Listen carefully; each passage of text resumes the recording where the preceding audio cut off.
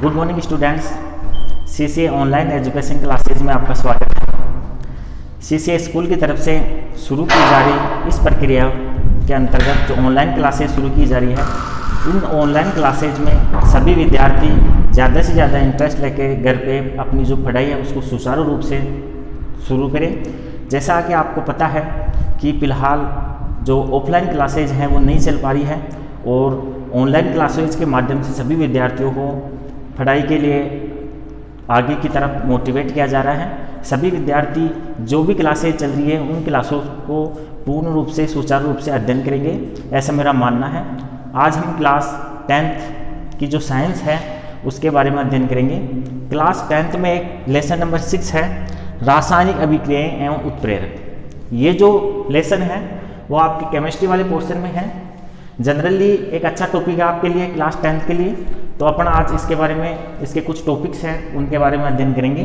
तो हम सबसे पहले बात करते हैं हमारे आसपास होने वाली कुछ घटनाओं के बारे में। देखो, आपने देखा होगा कि सामान्यतः अपने आसपास कोई जब लोहे की वस्तुएं होती हैं वो पड़ी रहती हैं तो कुछ समय के बाद उनके ऊपर जंग लग जाती है।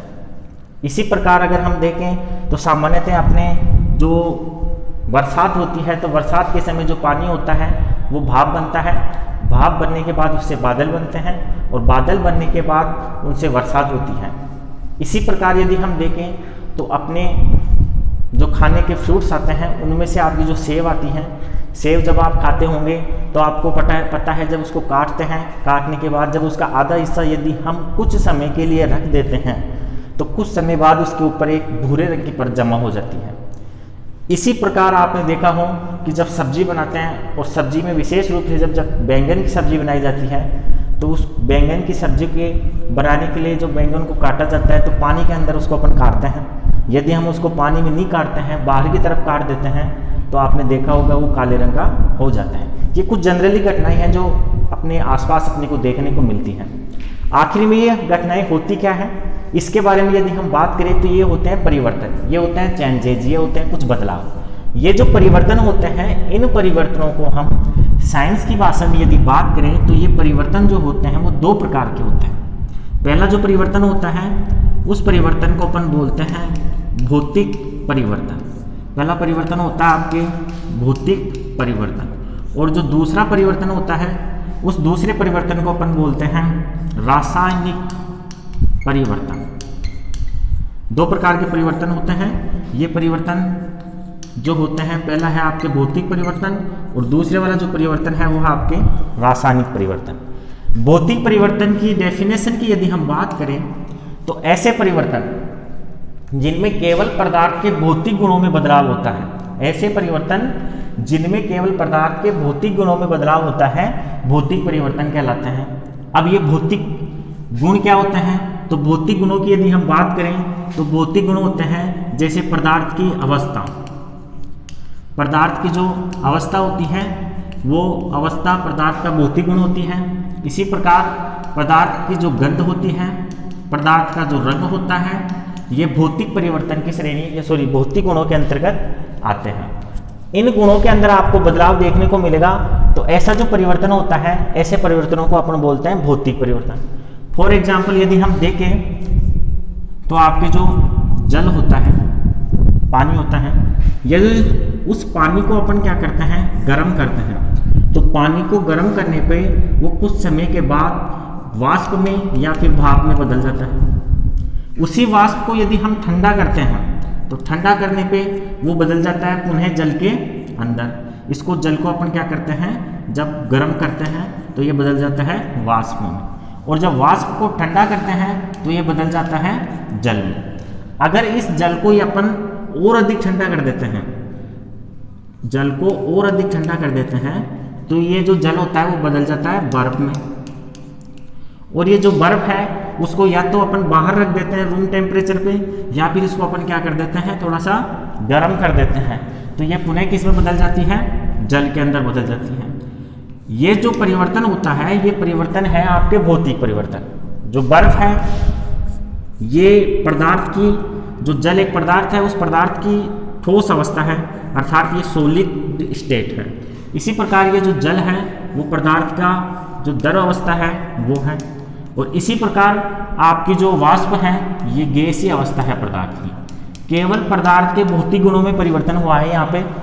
अपन अगर हम बात करें यहाँ पे इसके रासायनिक गुणों की, तो जो जल होता है उसका अणुसूत्र होता है H2O।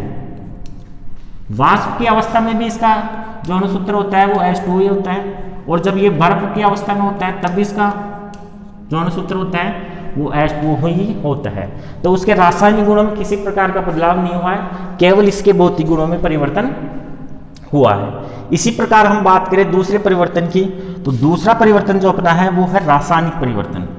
रासायनिक परिवर्तन की यदि हम बात करें तो रासायनिक परिवर्तन की जो डेफिनेशन है वो ये होगी कि ऐसे परिवर्तन जिसमें पदार्थ के भौतिक गुणों के साथ रासायनिक गुणों में भी परिवर्तन हो जाते हैं, ऐसे परिवर्तन रासायनिक परिवर्तन कहलाते हैं। पदार्थ के भौतिक गुणों के साथ रासायनिक गुणों में भी परिवर्तन हो जाता है, ऐसे परिवर्तन को रासायनिक परिवर्तन कहते हैं। अब रासायनिक परिवर्तन में क्या होता है, उसके जो आंतरिक स्ट्रक्चर है, आंतरिक संरचना है, उसकी जो प्रकृति है, उसका संगठन है, ये बदल जाता है, तो उस प्रकार के परिवर्तन को अपन बोलते हैं रासायनिक परिवर्तन।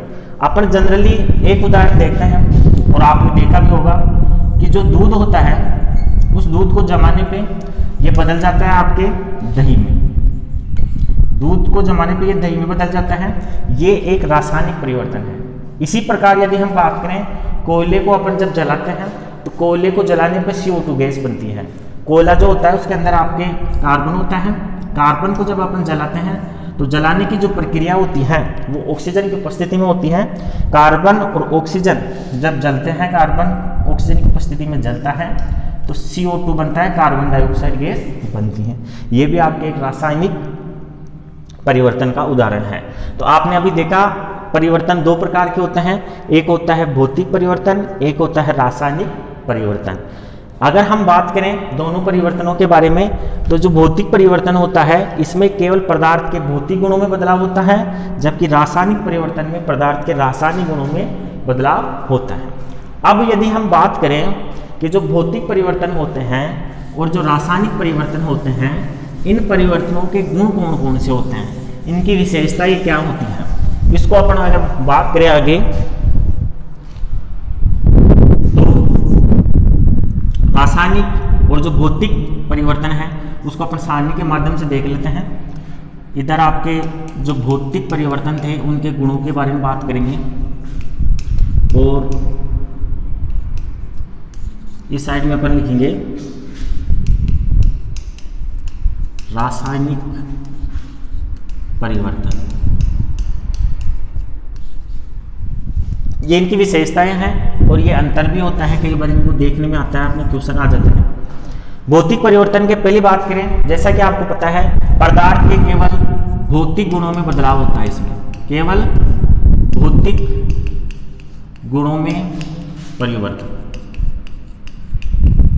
रासायनिक परिवर्तन जो होता है, रासायनिक परिवर्तन में पदार्थ के रासायनिक गुणों में बदलाव होता है, पदार्थ के रासायनिक गुणों में बदलाव होता है। दूसरा जो इनका जो गुण होता है वो ये है कि जो भौतिक परिवर्तन होते हैं वो उत्क्रमणीय प्रकार के होते हैं। अब ये उत्क्रमणीय क्या होता है, उत्क्रमणीय क्या होता है कि जैसे यदि आपके एक पदार्थ है उसको अपन गर्म करते हैं, जैसे अभी आपने देखा था कि जो जल है उस जल को अपन ने क्या किया, गर्म किया। गर्म करने पे वो वाष्प में बदल गया, गर्म करने पे वो वाष्प में बदल गया, और उसको जब ठंडा किया अपन ने तो किस में बदल गया, वापस जल में बदल गया। तो जल से वाष्प और वाष्प से पुनः जल बनने की जो प्रक्रिया होती है, इस प्रक्रिया को बोलते हैं अपन उत्क्रमणीय। तो जो भौतिक परिवर्तन होते हैं वो उत्क्रमणीय प्रकार के होते हैं, ये उत्क्रमणीय प्रकार के होते हैं। जबकि जो आपके रासायनिक परिवर्तन होते हैं वो रासायनिक परिवर्तन दोनों प्रकार के हो सकते हैं, उत्क्रमणीय भी हो सकते हैं और अनुत्क्रमणीय भी होते हैं, दोनों प्रकार के होते हैं।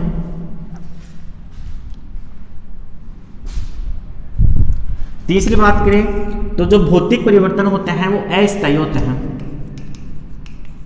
भौतिक परिवर्तन होते हैं वो अस्थायी होते हैं। अस्थायी ऐसे होते हैं कि जैसे जल है वो वाष्प में बदल गया और जो वाष्प है वो वापस जल में बदल गई, वापस पूर्ण रूप से स्थायी रूप से वाष्प में बदल के नहीं रहा जल, इसलिए किस प्रकार के हो गए, अस्थायी परिवर्तन हो गए। इधर हम बात करें रासायनिक परिवर्तनों की, तो जो रासायनिक परिवर्तन होते हैं वो स्थायी प्रकृति के होते हैं। जैसे अभी अपन ने एक एग्जाम्पल देखा था रासायनिक परिवर्तन का कि जो कार्बन है ऑक्सीजन के साथ मिल रहा था और क्या बना रहा था, CO2। तो यहाँ पे जो CO2 बन गई ये उत्क्रमणीय है या अनुत्क्रमणीय है, इसके बारे में बात करें तो ये क्या है, स्थायी उत्पाद बन गया है। अब ये वापस कार्बन या ऑक्सीजन में जनरली आसानी से नहीं बदलेगी। तो ये कैसे होते हैं, स्थायी होते हैं। भौतिक परिवर्तन जो होता है, उन भौतिक परिवर्तन के अंतर्गत नए पदार्थ का निर्माण नहीं होता है, नए पदार्थ का निर्माण नहीं होता है भौतिक परिवर्तन में। जबकि अगर हम बात करें रासायनिक परिवर्तन में, तो रासायनिक परिवर्तन के अंतर्गत नए पदार्थ का निर्माण हो जाता है। अब नए पदार्थ के निर्माण कैसे होता है, जैसे ये आपके पास उदाहरण है, कार्बन और जो ऑक्सीजन है, ये कार्बन और ऑक्सीजन है, दोनों मिलकर नए पदार्थ CO2 का निर्माण कर रहे हैं। तो यहाँ पे रासायनिक परिवर्तन के अंदर नए पदार्थ का निर्माण हो जाता है। ये आपके भौतिक और रासायनिक परिवर्तन जो है उनमें अंतर है और उनके ये गुण हैं। अपन हम आगे बात करते हैं, आपके जो परिवर्तन होते हैं दो प्रकार के हो गए, उसके बाद हम बात करते हैं रासायनिक समीकरण। रासायनिक समीकरण क्या होता है, डेफिनेशन क्या होती है, गुण क्या होते हैं उसके, उनसे हमें क्या क्या पता लगता है, उनकी विशेषताएं क्या होती हैं, इसके बारे में हम आगे बात करेंगे। तो आगे अगला जो अपना टॉपिक है वो है रासायनिक समीकरण।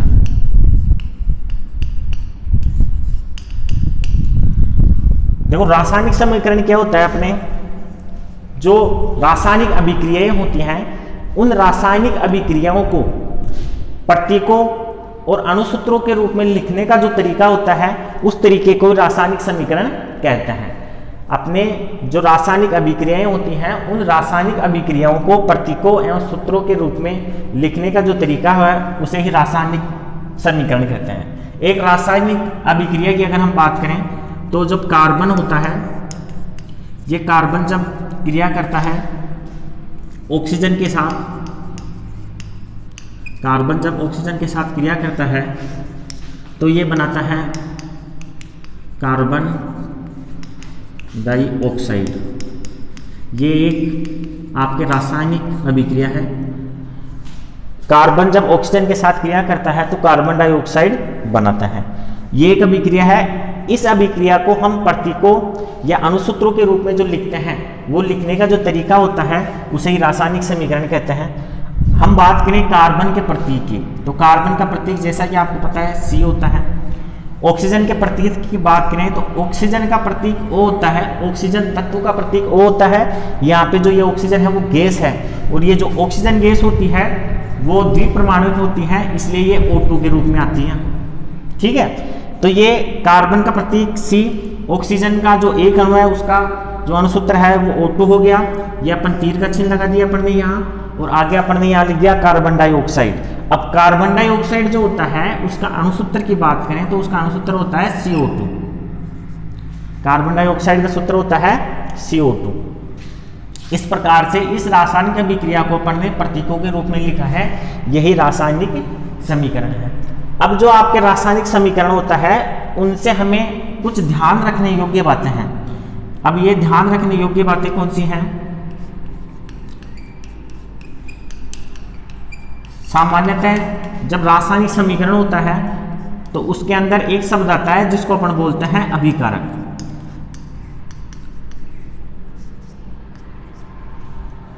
रासायनिक समीकरण में एक शब्द आता है अभिकारक। अब यह अभिकारक क्या होता है?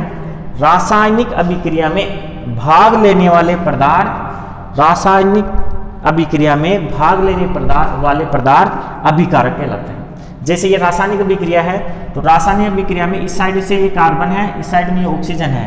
ये कार्बन और ऑक्सीजन इस रासायनिक अभिक्रिया में भाग ले रहे हैं, इसलिए ये क्या है, अभिकारक है। इसी प्रकार एक शब्द आता है आपके उत्पाद।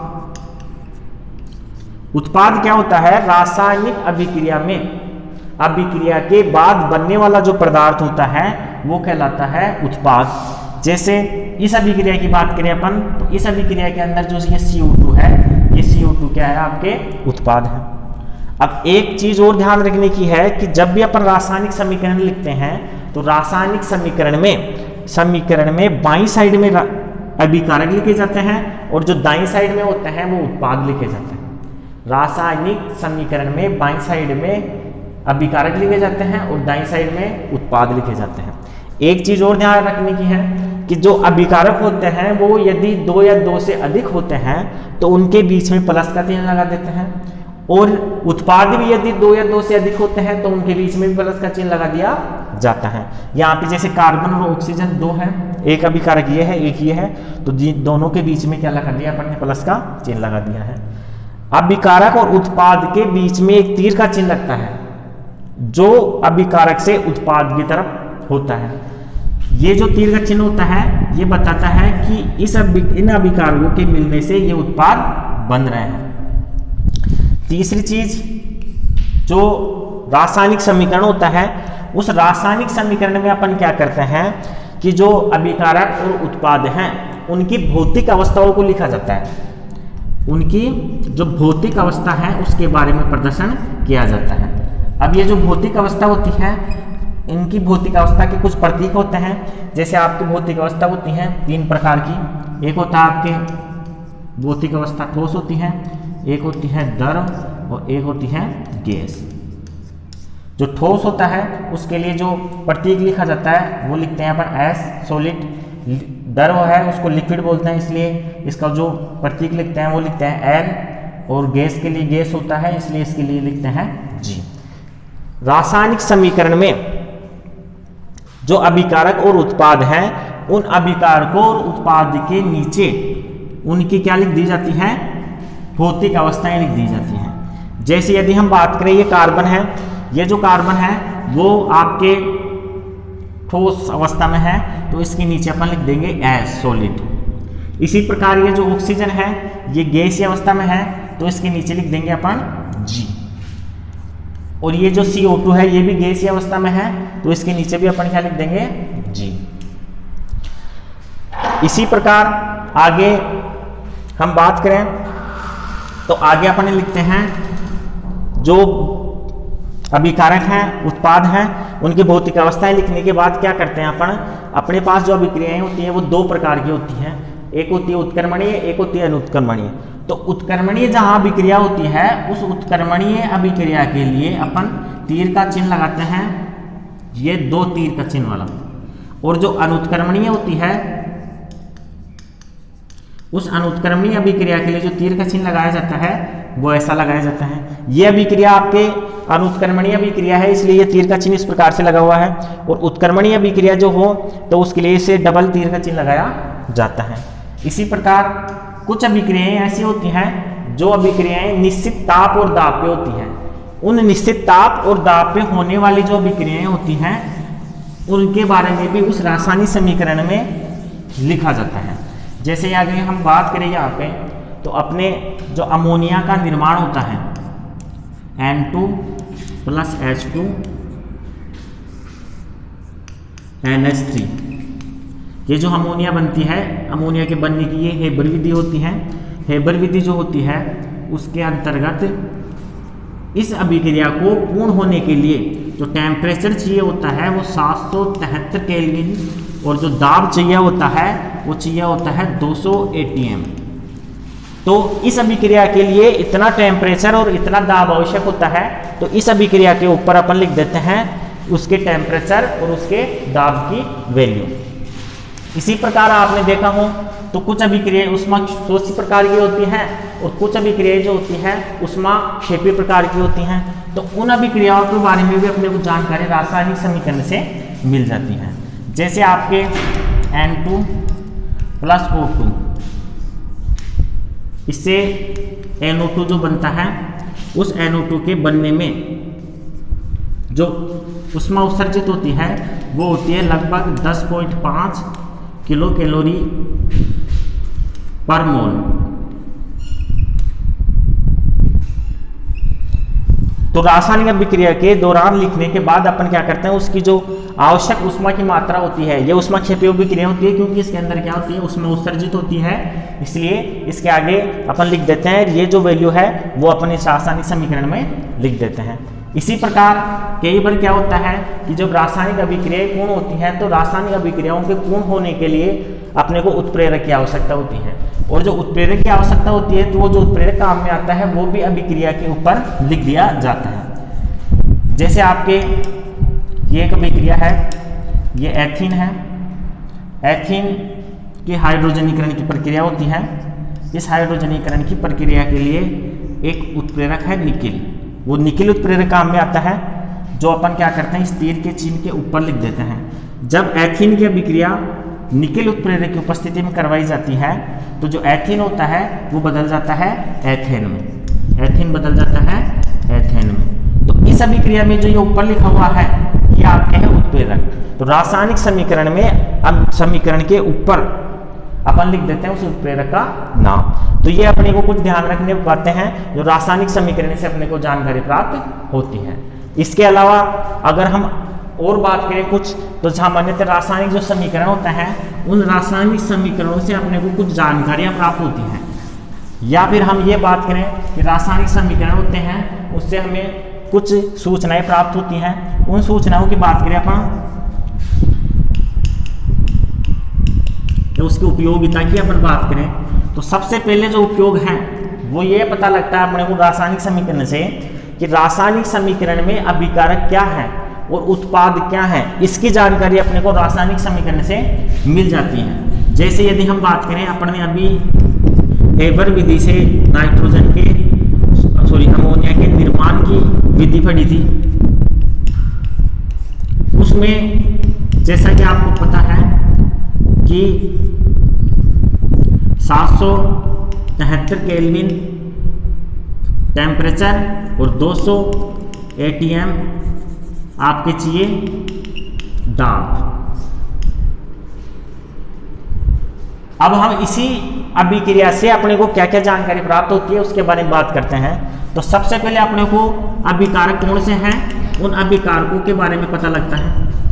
इसमें अभिकारक है नाइट्रोजन और हाइड्रोजन, ठीक है। दूसरी बात, उत्पाद क्या बन रहा है उस उत्पाद की जानकारी पता लग जाती है अपने को। यहाँ पे अपने अमोनिया बन रही है तो उस अमोनिया की जानकारी अपने को इस रासायनिक समीकरण से पता लग रही है। इसी प्रकार हम बात करें कि इस अभिक्रिया को पूर्ण होने के लिए जो अभिकारक हैं उनकी कितनी मात्रा चाहिए। नाइट्रोजन के 1 मोल चाहिए, हाइड्रोजन के 3 मोल चाहिए।